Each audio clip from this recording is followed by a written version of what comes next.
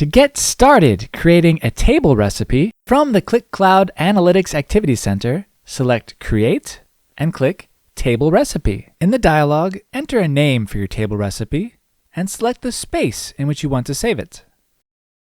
Optionally, add a description and tags. When done, click Create. Your new table recipe opens in the Editor tab, and you are prompted to select a source from your catalog. You can use any catalog dataset based on files as your source. In the Summary tab, review the dataset you selected, check the fields it contains, and exclude any fields you don't need. When ready, click Load into Table Recipe.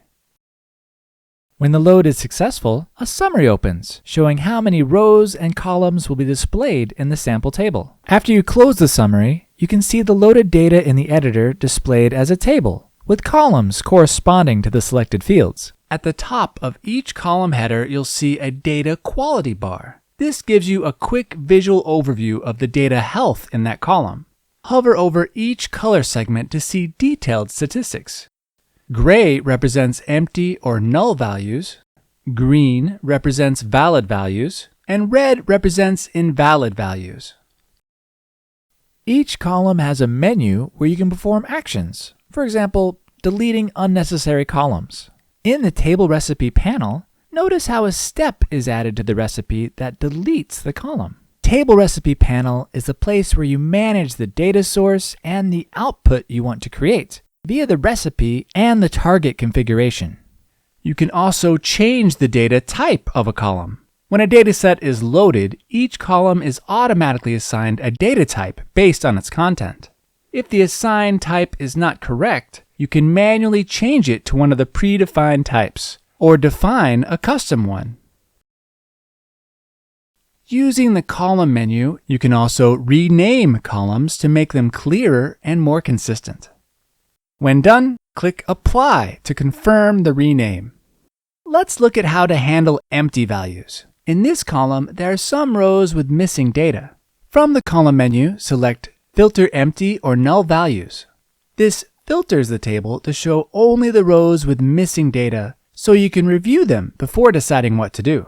Then from the Function panel, browse the different functions available for your data. Find Fill Cells and enter the value Unknown. This will replace all empty cells in that column with the text Unknown.